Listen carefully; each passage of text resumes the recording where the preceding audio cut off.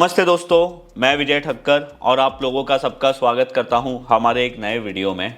अभी आज के वीडियो में मैं आप लोगों के साथ दो तीन ऐसे स्टॉक शेयर करने वाला हूं जो बहुत ही अच्छे लो रिस्क स्विंग सेटअप लग रहे हैं और वो क्यों है क्या है मैं उनका पूरा डिटेल एनालिसिस आप लोगों के साथ शेयर करूंगा।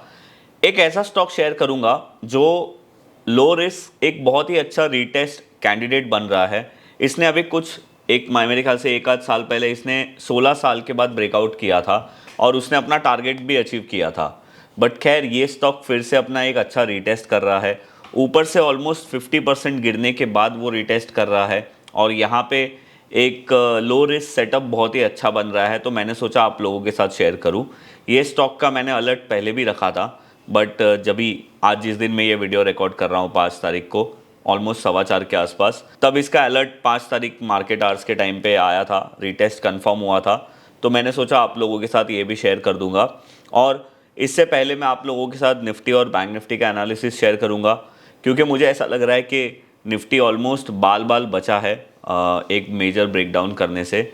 पर देखो अभी ये करेगा या नहीं करेगा वो हम लोगों को एग्जैक्टली कल पता चलेगा, क्योंकि 6 तारीख को एक अनाउंसमेंट आने वाली है जो यूएस इलेक्शन का रिजल्ट है, उसका आउटकम आने वाला है। कौन जीत रहा है, कौन जीत गया, जो भी है वो सारी चीज़ें कल हम लोगों को पता चलेगी। मतलब आज जिस दिन आप ये वीडियो देख रहे हो 6 तारीख को, तो एक बहुत ही बड़ा इवेंट है हमारे सर पे। फिर भी मैं आप लोगों को कुछ चीज़ें समझाने की कोशिश करता हूँ और ट्राई करता हूँ आप लोगों को मेरा एनालिसिस बताने की। तो देखो अभी आप लोग जो निफ्टी का चार्ट देख रहे हो ना, ये निफ्टी का डेली टाइम फ्रेम का चार्ट है। हम लोग जनरली पहले मंथली देखते हैं, पर मैं अभी फ़िलहाल आप लोगों को डेली दिखा रहा हूँ। उसका रीज़न ये है कि मैंने अपने ट्विटर पे है ना एक दिन पहले ही मतलब 4 तारीख को एक पोस्ट किया था, जहाँ पे मैंने हमारे ट्विटर वाले लोगों से ये बताया था कि भाई निफ्टी एक बहुत ही मेजर सपोर्ट के पास है, क्या ये यहाँ से बाउंस बैक कर सकता है। तो बहुत सारे लोगों ने उस पर रिप्लाई किया, बहुत सारे ज़्यादातर लोगों ने ना ही बोला था। बट देखो अभी आज क्या हुआ यहाँ पे। जैसे मार्केट ओपन हुआ था तो मार्केट तभी थोड़ा ऊपर था 5 तारीख को, उसके बाद निफ्टी ने फिर से एक नया लो मारा, बट उसने 4 तारीख का लो नहीं ब्रेक किया था। 4 तारीख का जो लो था वो था 23,816 और 5 तारीख का जो लो था वो था 23,842.75। तो अभी यहाँ पे मेन बात ये है, अब देखो ये जो मैंने लेवल बनाया है ना वो मैंने निकाला कहाँ से। अगर आप वीकली टाइम फ्रेम देखोगे और अगर आप मंथली टाइम फ्रेम भी देखोगे तो आप लोगों को पता चलेगा कि ये मंथली टाइम फ्रेम में आप लोगों को अगस्त का कैंडल का लो दिखेगा, बट अगर आप वीकली टाइम फ्रेम देखोगे तो एग्जैक्टली यहाँ पे आप लोगों को अभी वीकली टाइम फ्रेम में एक स्विंग लो दिख रहा है। तो ये स्विंग लो अगर ब्रेक हो जाता तो हम ऐसा मान सकते थे कि भाई लंबे टाइम फ्रेम में निफ्टी ने अपना जो ट्रेंड है वो ब्रेक कर दिया है। बट लकीली अभी तक वो हुआ नहीं है। अभी रिसेंटली निफ्टी ने एक बहुत ही बड़ा इंपॉर्टेंट सपोर्ट ब्रेक किया था विच वॉज 24,750, और उसके बाद अभी हमारा जो दूसरा सपोर्ट था जो मैंने आप लोगों के साथ बहुत सारे संडे वाले वीडियो में भी शेयर किया था विच इज़ 23,890। अब देखो मार्केट यहाँ पे आया था और मेरे को अभी भी याद है 130 के आसपास ये कैंडल है ना 5 तारीख का डोजी बन रहा था। तो मैं थोड़ा ज़्यादा खुश हो गया, मैंने बोला यार ये कैंडल डोजी बन रहा है तो there is a high possibility कि ये लेवल को रिस्पेक्ट कर रहा है चार्ट। बट मार्केट ने कुछ और सोचा था और मार्केट ने वहाँ पे डोजी बनाने की जगह पे एक बहुत बड़ा ग्रीन पॉजिटिव कैंडल बना दिया। अब देखो हमारे लिए जो इमीडिएट रेजिस्टेंस है ना ऑब्वियसली वो 4 तारीख का हाई है विच इज़ 24,316। पर अगर मैं बड़े लेवल की बात करूँ तो सबसे इम्पॉर्टेंट लेवल है 24,500 और उसके ऊपर 24,750। तो अभी ये हम लोगों को आज पता चलेगा। आप लोग 8 बजे के आसपास ये वीडियो मेरा पोस्ट होता है सुबह सुबह, बट हमारा मार्केट खुलने के बाद हम लोगों को एग्जैक्टली पता चलेगा कि कौन से डायरेक्शन में मार्केट जा रहा है। बिकॉज ये लेवल पे जो निफ्टी है ना ये बहुत ही ज़्यादा इंपॉर्टेंट लेवल है। अगर ये लेवल ब्रेक होता है तो हम लोग शायद आने वाले टाइम में 23,000 से लेके 23,300 तक का भी साइड में डाउन साइड में देख सकते हैं। देखो मार्केट है ना पूरा सेंटिमेंट पे चलता है, और अगर मार्केट को ऐसा लगा कि कोई या ट्रम्प जीते तो सेंटीमेंट अच्छा होगा या कमला हैरिसन जीते या हारे तो कुछ सेंटीमेंट ख़राब होगा, तो वो डायरेक्शन में मार्केट ज़्यादा फ्लो करेगा। बट फिलहाल तो मुझे ऐसा लग रहा है कि भाई निफ्टी हमारा बाल बाल बचा है। अगर आप बैंक निफ्टी को देखोगे ना तो बैंक निफ्टी का पहले मंथली टाइम फ्रेम का चार्ट देखो। Compare to Nifty, bank Nifty अभी भी स्ट्रांग है। मैं इसलिए ये बोल रहा हूँ क्योंकि बैंक निफ्टी अभी तक गिरा नहीं है ज़्यादा, और अगर आप बैंक निफ्टी का वीकली टाइम फ्रेम में ये ट्रेंड लाइन देखोगे तो बैंक निफ्टी एक लॉन्गर टाइम फ्रेम में अभी भी अप ट्रेंड में चल रहा है, और बैंक निफ्टी का जो इंपॉर्टेंट सपोर्ट है वो है 49,700। और अगर आप डेली टाइम फ्रेम पे देखोगे तो बैंक निफ्टी को अभी बहुत ही एक इम्पॉर्टेंट रेजिस्टेंस जो है वो है 52,583। यहाँ पे अगर आप देखोगे तो एक छोटा सा गैप भी है, और एक बार मार्केट ने अटैम्प्ट भी किया था, पर खैर अभी जो भी होगा वो गैप अप से या गैप डाउन से ही हम लोगों को देखने मिलेगा। तो खैर मैंने आप लोगों को मार्केट का इसलिए बताया क्योंकि मुझे ऐसा लगा कि ये निफ्टी का जो मेरा व्यू है वो आप लोगों के साथ शेयर करना चाहिए। अभी मेजर निफ्टी में सबसे ज़्यादा जो रेजिस्टेंस है वो है 24,750। तो ये था मेरा पूरा मार्केट को लेकर एनालिसिस। और अगर मैं सेक्टर की बात करूँ तो फार्मा, आईटी और मेटल सेक्टर में थोड़ी स्ट्रेंथ है, उसके अलावा दूसरे कोई भी सेक्टर में स्ट्रेंथ नहीं है। एक ऐसा सेक्टर है पीएसयू बैंक, जो मैंने आप लोगों के साथ लास्ट वेडनेसडे वाले वीडियो में भी शेयर किया था, उसमें थोड़ी बहुत अभी भी स्ट्रेंथ दिख रही है, और उसके अंदर मुझे सबसे ज़्यादा बेटर बैंक ऑफ बड़ौदा और पीएनबी लग रहे हैं। वो मैंने आप लोगों के साथ लास्ट वेडनेसडे वाले वीडियो में भी शेयर किया था। अब देखो, पहले मैं आप लोगों को वो सबसे बड़ा स्टॉक बता देता हूँ जिसने 16 साल के बाद का ब्रेकआउट किया था, टारगेट भी हिट किया था, फिर से रीटेस्ट भी कर रहा है। तो वो स्टॉक का नाम है एमआरपीएल। अब देखो, एमआरपीएल अगर आप हमारे रेगुलर चैनल पे देखने वाले व्यूअर हो ना, तो आपको पता होगा कि मैंने ये शेयर किया था जनवरी 2024 के आसपास। उसके बाद ये स्टॉक ने 2 महीने के अंदर अंदर अपना टारगेट हिट किया था, और वो टारगेट क्या था, हमारा जो रेंज कैलकुलेशन का मेथड है, वो मेथड को अगर आप लगाने के बाद ऊपर लगाते थे तो आपने यहाँ पे देखा होगा कि भाई ये अपना टारगेट हिट किया था। और ये मैंने अपने सारे जो स्टॉक बॉक्स के अंदर जो 1 ईयर मेंटरशिप प्रोग्राम है वहाँ पे भी हमने ये ट्रेड को डिस्कस किया था, और बहुत सारे लोगों ने किया भी था, इवन मैंने भी ये ट्रेड को किया था। बट अभी यहाँ पे क्या हुआ है, देखो, ये स्टॉक हाई मारने के बाद ऑलमोस्ट अगर मैं लो तक गिनूँ तो ये 50% गिर चुका था, और अभी करंट मार्केट प्राइस से ऑलमोस्ट 43% गिर चुका है। तो एक तरीके से ये स्टॉक ने एक बहुत ही अच्छा वापस से अपने ब्रेकआउट लेवल के पास आया है। अब देखो, कोई भी स्टॉक ब्रेकआउट लेवल के पास आता है ना, इसका मतलब ये नहीं है कि वापस से उसको ख़रीद लो। अगर वो वहाँ पे रीटेस्ट करके रिवर्स कर रहा है तो ही कुछ वहाँ पे लॉजिकल चीज़ बनती है लेने की। अब देखो, मुझे ये स्टॉक ज़्यादा क्यों पसंद है और मैं लो रिस्क सेटअप क्यों बोल रहा हूँ। यहाँ पे ये स्टॉक ने हाई बनाया था, और इसका हाई था 289, और ये बनाया था फरवरी 2024 में। उसके बाद कंटिन्यूसली ये गिरता रहा, और इसने अभी रिसेंटली जो लो बनाया वो अक्टूबर के लास्ट वीक के कैंडल में बनाया था, सेकेंड लास्ट वीक के कैंडल में। और यहाँ पे आप देखो, ये जो कैंडल था ना, उसका उसने हाई बनाया था 162। तो आपको क्या करना है, जो भी रीटेस्ट वाला कैंडल है, सिंपली आपके उसको हाई को मार्क कर देना है। अभी आपने यहाँ पे उसके हाई को मार्क कर दिया, तो जब भी नेक्स्ट कैंडल या उसके बाद कोई भी कैंडल हमारे ये रीटेस्ट वाले कैंडल को ब्रेक करता है हाई को, तो हमारा ये जो रीटेस्ट का ट्रेड है वो एक्टिवेट हो जाता है, और वो टाइम पे हमारे लिए जो हमारा स्टॉप लॉस होता है वो रीटेस्ट कैंडल का लो ही बनता है। अब ये केस में वो बनता है 141.37, और इसका जो ट्रेड एक्टिवेट हुआ है, मतलब रीटेस्ट कैंडल का हाई था 161.80 का, और अभी ये 163.84 के आसपास ट्रेड कर रहा है। तो देखो, ये स्टॉक एक तरीके से बहुत ही अच्छा रीटेस्ट इसने किया भी है, रीटेस्ट को कंफर्म भी किया है। अगर आप मुझे बोलोगे कि सर अभी इसका आपको अपसाइड टारगेट क्या एक्सपेक्टेशन है, तो पहला रेजिस्टेंस इसका है 215। 215 के बाद नेक्स्ट रेजिस्टेंस आप लोगों को यहाँ पे सीधा दिख रहा है, विच इज़ 256 या 253, और अगर वो 253 ब्रेक कर देगा तो फिर इसका ऑल टाइम हाई आ सकता है, विच इज़ 289। तो आप ये नंबर के ऊपर ध्यान रख सकते हो एज अ टारगेट। और ये देखो, मंथली वीकली टाइम फ्रेम में इसने रीटेस्ट किया है, तो ये ट्रेड को पूरा कंप्लीट होने के लिए या चलने के लिए शायद और 6-7 महीना या 8 महीना भी लग सकता है। तो आप ये चीज़ ज़रूर ध्यान में रखना। और एक ऑब्जर्वेशन यहाँ पे आप लोगों को क्या करना चाहिए, मैंने अभी इसका डेली टाइम फ्रेम का चार्ट लगाया है। देखो, डेली टाइम फ्रेम में है ना, आज मतलब जिस दिन मैं ये वीडियो रिकॉर्ड कर रहा हूँ 5 तारीख को, ये ऑलमोस्ट 11% ऊपर था। एज वेल एज आप अगर यहाँ पे देखोगे तो इसका वॉल्यूम भी बहुत स्ट्रॉन्ग था।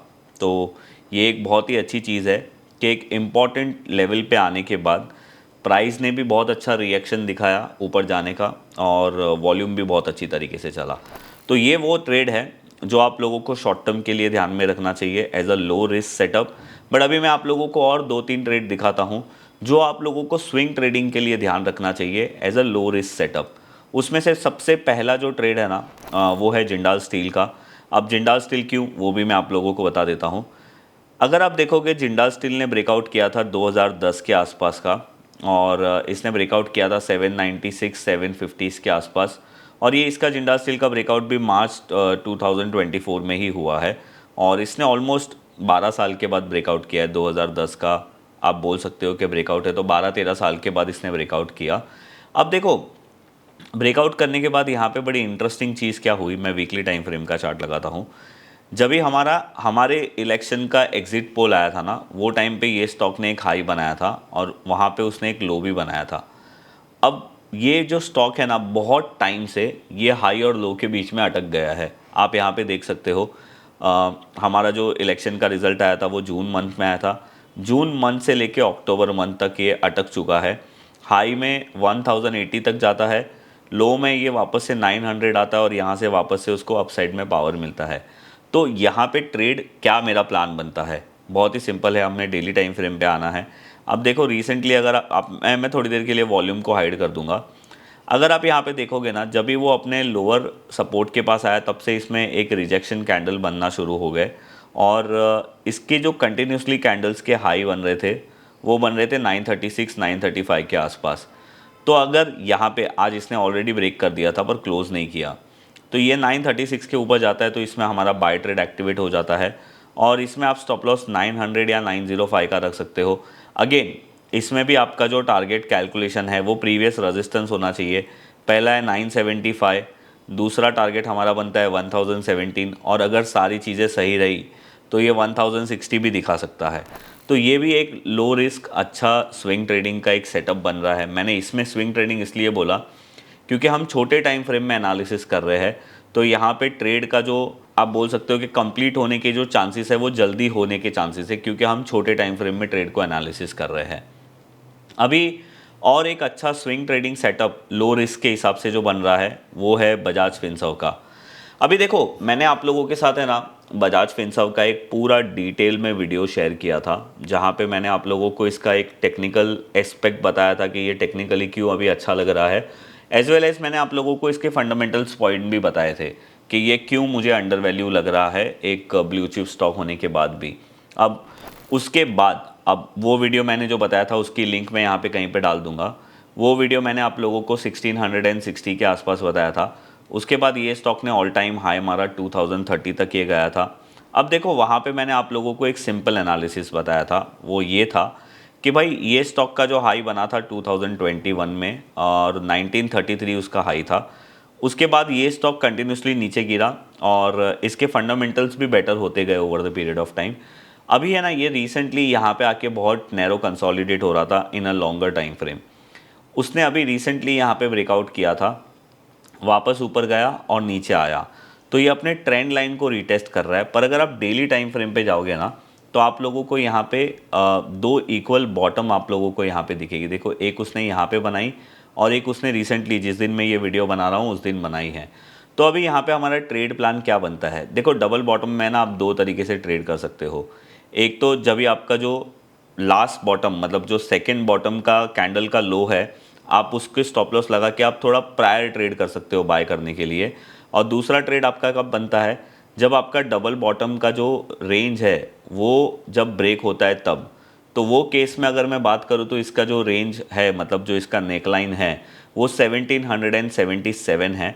तो अगर ये बजाज फिनसर्व 1777 को ब्रेक करता है तो यहाँ पे एक बहुत ही अच्छा ट्रेड बनता है, और उसके बाद ये बहुत ज़्यादा पॉसिबिलिटी है कि ये 1886 तक आ सकता है। तो ये एक बहुत ही अच्छा लो रिस्क प्रोबेबिलिटी वाला ट्रेड बन रहा है, क्योंकि अब भी रिसेंटली इतने मार्केट ख़राब होने के बाद भी इसने अपना जो मेजर ब्रेकआउट का ट्रेंड लाइन मतलब ट्रेंड लाइन से ब्रेक किया था उसके पास ये वापस आया है। तो शायद ये एक अच्छी अपॉर्चुनिटी बन सकता है।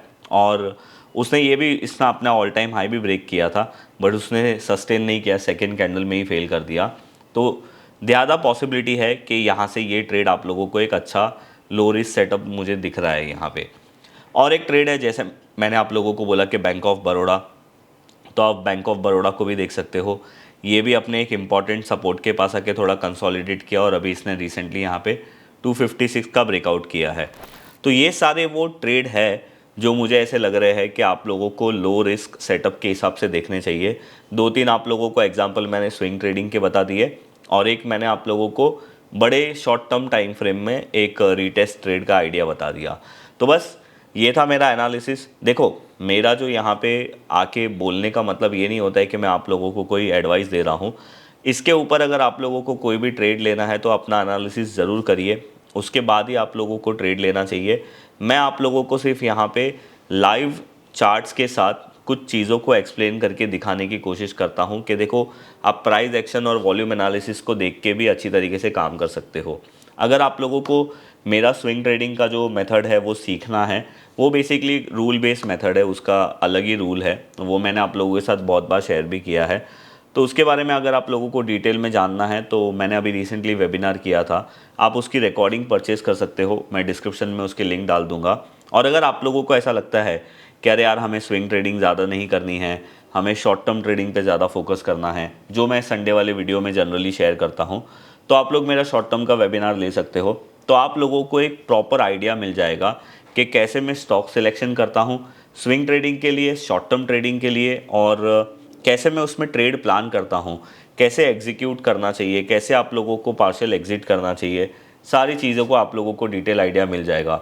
और आप में से बहुत सारे लोग पीएनएल की बात करते हैं कि आपका पीएनएल बताओ, आपका पीएनएल बताओ। तो देखो, मैं आप लोगों को एक चीज़ बता देता हूँ, मेरे जितने भी वेबिनार होते हैं ना, उसके स्टार्टिंग में सबसे पहले मैं पीएनएल ही बताता हूँ।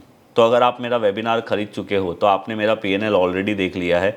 बाकी बात रही यूट्यूब की, तो यहाँ पे मैं आप लोगों से पैसा नहीं लेता, फ्री एजुकेशन आप लोगों को दे रहा हूँ। तो आई डोंट थिंक सो कि मुझे आप लोगों को कुछ प्रूव करने की ज़रूरत है।